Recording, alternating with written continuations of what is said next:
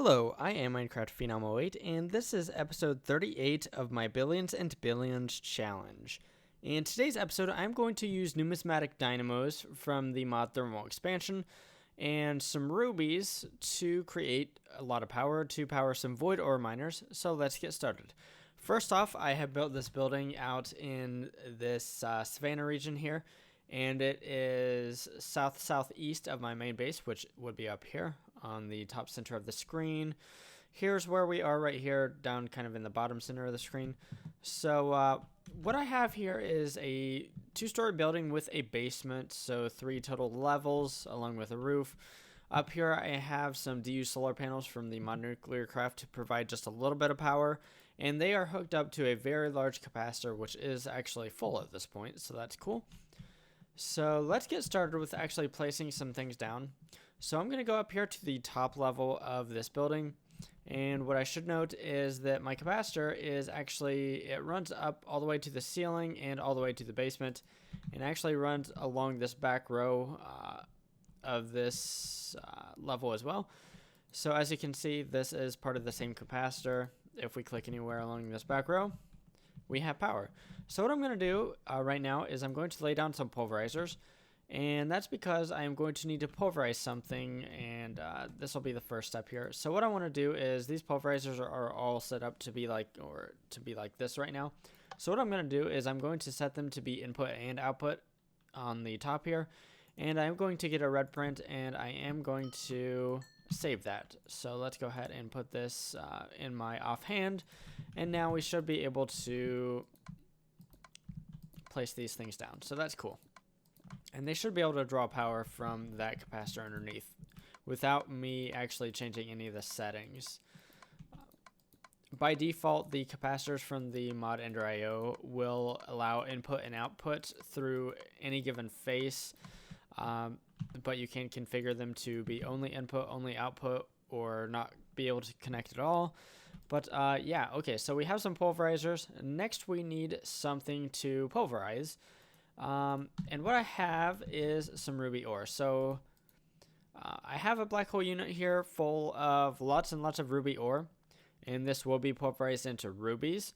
So where I'm getting that ruby ore is I actually have this ender chest here that is set up to be orange, orange, orange, and it is connected to my ME system on the other side with an export bus that exports all of the ruby ore that I'm getting to this ender chest here, and how I'm going to be getting this out of the ender chest and into the black hole unit is simply an item conduit right here. And let's go ahead and set up this side to be insert so that we are pulling out from here. And I do have some extract speed upgrades, and I should probably actually grab some more of those. Actually, let's go ahead and do that right now. I don't know why I don't have more of them with me, but yeah, should probably have some. So let's grab, I'm not sure if I'm going to need more than just the 15 for right now, so let's just grab those, and let's go back to the open plains area here, which is this building, and let's go back up to this floor. Let's run over here, and let's set up some item conduit here. So what we're going to do is we're going to have this be extracting out of the black hole unit here, and we are going to put in the maximum amount of extract speed upgrades. And then down here we are going to have these be insert on the green channel, and then we're going to have them be extract on brown as well. So let's go ahead and lay down all of the item conduit here, and then I'm going to be using my conduit probe to copy the settings across.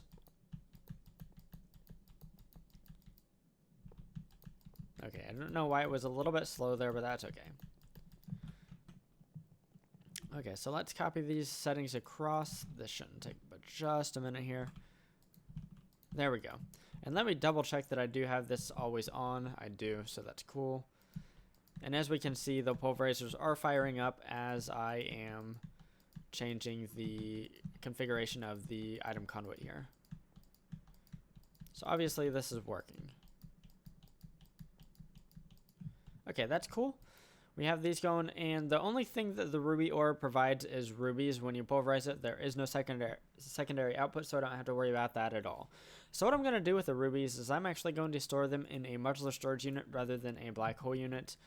And I think I'm just going to go ahead and put that right here. I could probably do a little bit cleaner job rather than just putting it right here, but this will work fine. So what I'm going to do now is let's have this item conduit. Come on, grab it. And I'm going to do insert on brown. And all of the rubies should come into here. And this should fill up rather quickly because I do have 32 of the pulverizers.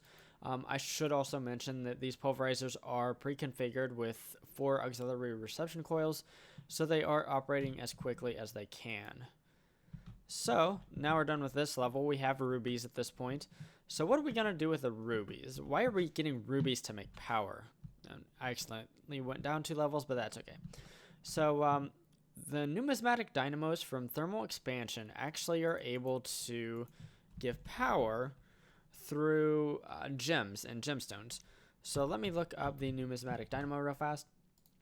So if I go ahead and if we use the lapidary calibration augment, which I do have inserted into all of these dynamos, I'm able to use things like topaz, malachite, emeralds, tanzanite, prismarine shards, nether quartz, sapphires, diamonds, peridot, rubies. So that's what we're going to be using today. Apatite, flux crystals, amber, lapis, and ender amethyst. So with this upgrade here, let's just show what it does real fast. It allows for various gemstones, such as rubies, to be used as fuel. Greatly increases power generation and efficiency. So I have something like 160 of these, I think, if I'm doing my quick math correctly. So let's go ahead and take a look. I do already have them all upgraded to this point, so they do have the lapidary calibration augment, as well as 3 of the auxiliary transmission coils. Excuse me, I'm getting a little tongue-tied here, but this will allow each dynamo to produce 960 RF per tick, which is actually pretty good. So what I'm going to go ahead and do is I'm going to go ahead and lay down a bunch of these dynamos. So I'm actually going to lay them in a pattern somewhat like this, all across the room, and in between then I'm going to have impulse item duct. Hopefully the impulse item duct will actually give me enough throughput. I'm not 100% sure if it will or not. And we're just going to connect this impulse item duct from this right here. I do need to add a servo here. And we are going to do round robin mode. If I do nearest first, it would have some of the dynamos that are further away would never get any of the rubies, unfortunately. So I think that we're going to use round robin. Let's go ahead and drop this down. There we go. And let's go ahead and run this up to the ceiling as well. Okay, as we can see, we are starting to get these things going. I'm not sure how long the rubies will last. I actually don't think they will last very long in the dynamos, but I'm not 100% sure, to be honest. So actually, let's go ahead and kind of finish out exactly my setup right here. So I'm going to have 5 rows of these dynamos going across the room. And like I stated before, they already have all of the necessary augments in them. So I just need to go ahead and place them down. So I'm going to go ahead and do that off camera because this will take a few minutes. And once I have all of the dynamos placed down, I will be right back. So I now have all 160 dynamos placed down. What I need to do now is connect them to my capacitor. And that's actually rather easy because my capacitor actually runs up right here. So we can actually connect it right here. So what I'm going to do is I'm going to tell this to be an insert point right here. And because I have this conduit set as insert only, I don't even need to change this capacitor setting right here.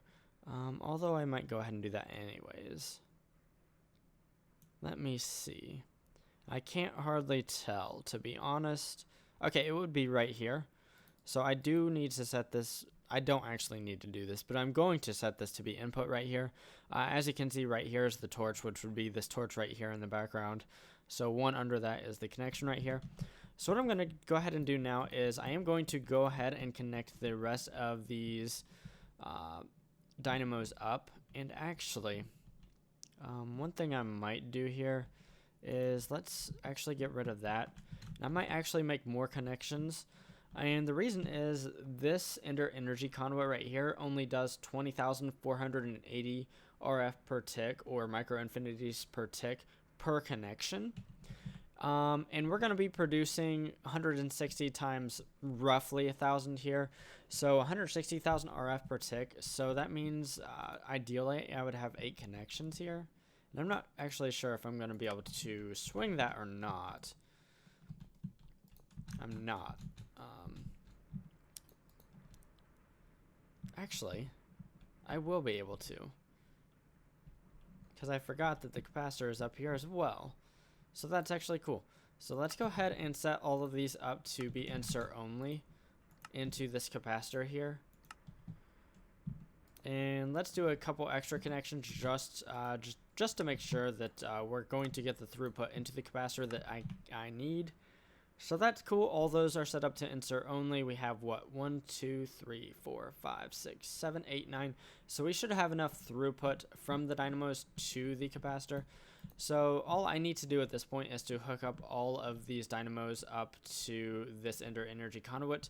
That's going to take some time, so I'm going to go ahead and do the rest of this off camera. And once I have that done, I will be right back. So I finally have all of the dynamos connected up to the capacitor, and just to make things to look a little bit neater, I actually undid some of the connections here with my crescent hammer here.